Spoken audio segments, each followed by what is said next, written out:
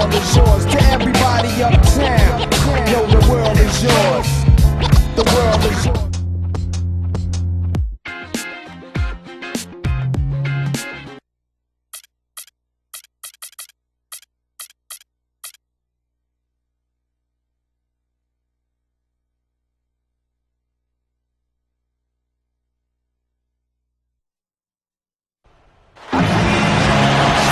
King Sports checks in with our loyal viewers with a broadcast from Los Angeles, the home of the Clippers, the Staples Center. Looking at the last game for the Los Angeles Clippers, it was a loss to Denver. While shooting as poorly as they did, there was very little chance they were going to win that game, guys. Yeah, there was sort of a snowball effect in the game that I saw. I mean, what started as a cold night for a few guys became contagious and became a cold night for everybody. And now the Golden State Warriors starters. Steph Curry and Thompson manning the backcourt. Barnes and Lee, they make up the forwards. And it's Azili in at the 5. And for the Clippers, in the front court, it's Caron Butler, Blake Griffin, and DeAndre Jordan. Chris Paul is out there with Crawford. Here's Barnes from outside off the mark. You know, there have been rumblings, guys.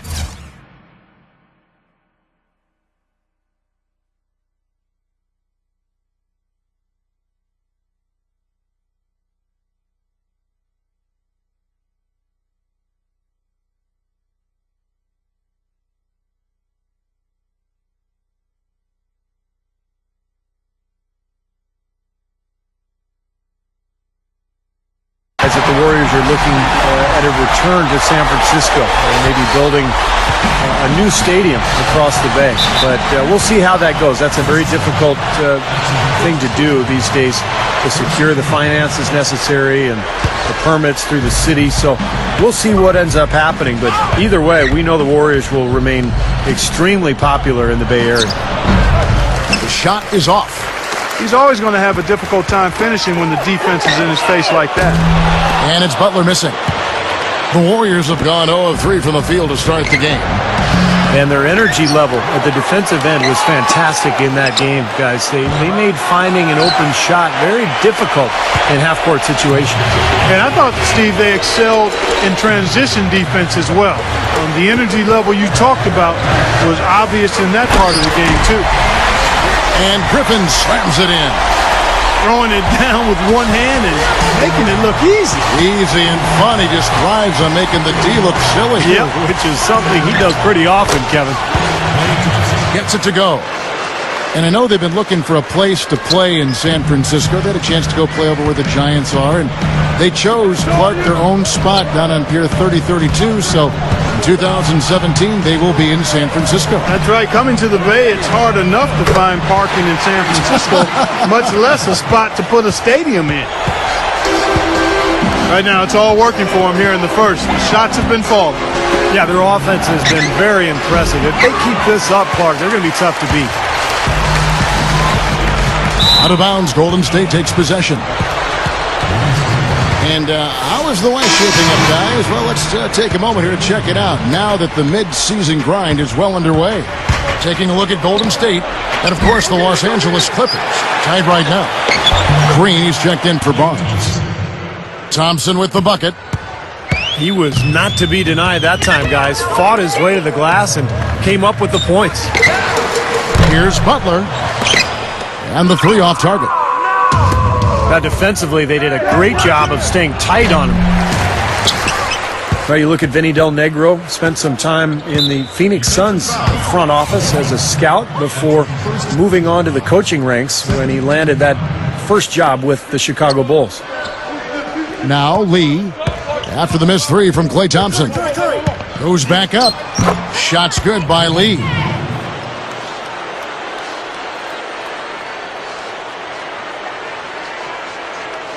Lee's got his first 2 points. Clippers leading by 4. Ball passes to Griffin. The kick outside to Butler. And again, no good by the Clippers.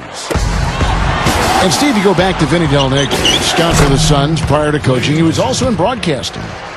Yeah, he's been around the game forever. A lifer. His father was a coach. It's in his blood. He actually grew up just outside of Springfield, Massachusetts, the home of the Hall of Fame. So Vinny, I guess, is just meant to be in basketball. A platoon swap here for the Clippers. Here's Odom. And a strong finish with two hands.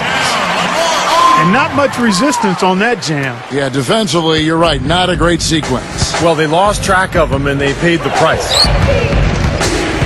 Well, you love Lamar Odom as a combo forward. Can play either the 3 or the 4 spot. Really can be your point guard if you want him to. Handles the ball beautifully and a terrific passer. And so when you talk about his value, that's where it starts, the versatility. Ammonia strong finish right there, partner. You hear me? That was ammonia strong. Yeah, ripped it down with two hands.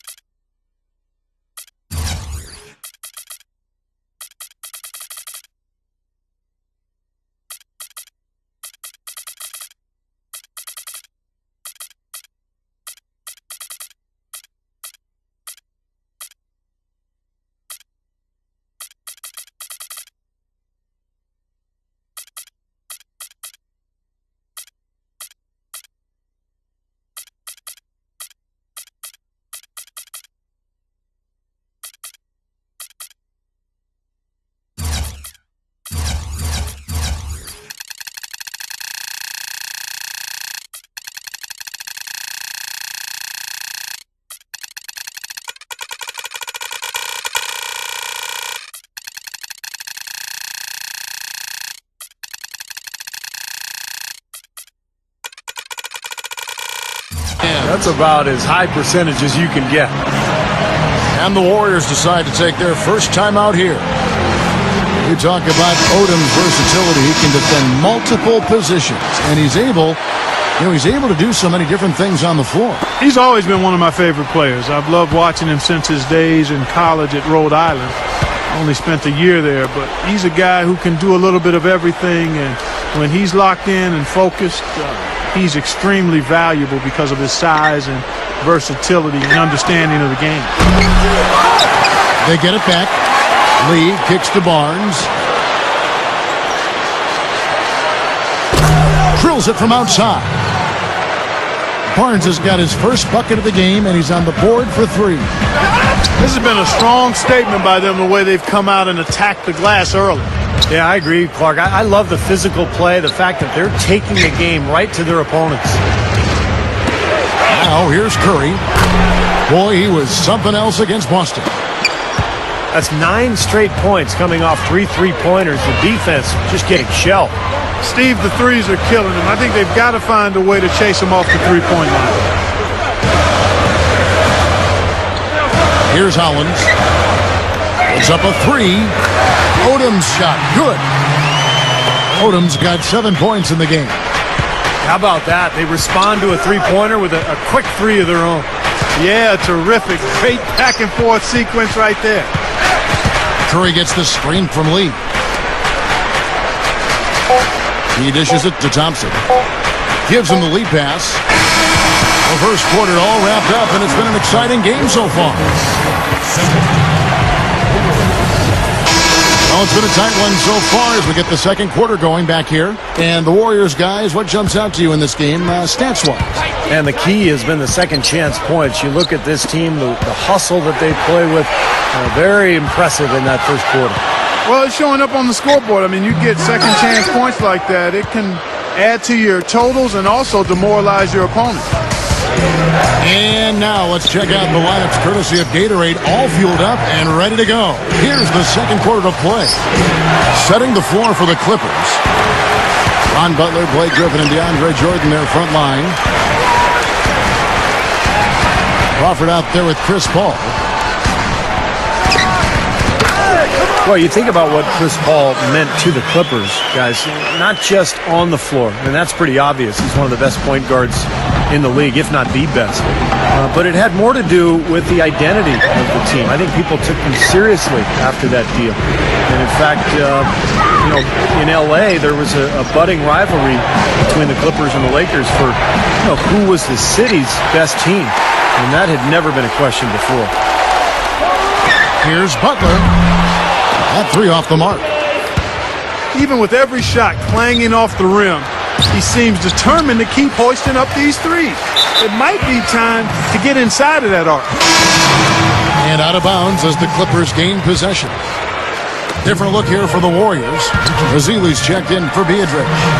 Lee comes in for Carl Landry. Richard Jefferson, he's checked in for Green.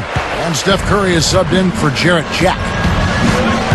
For so long, Steve, it seemed that the Clippers were always the second fiddle, but with Chris Paul ending up there and not in a Laker uniform, it just changed the whole mindset, Clark, it seems, of the franchise. And if you've had the tough breaks that the Clippers have had over the years, one big moment or big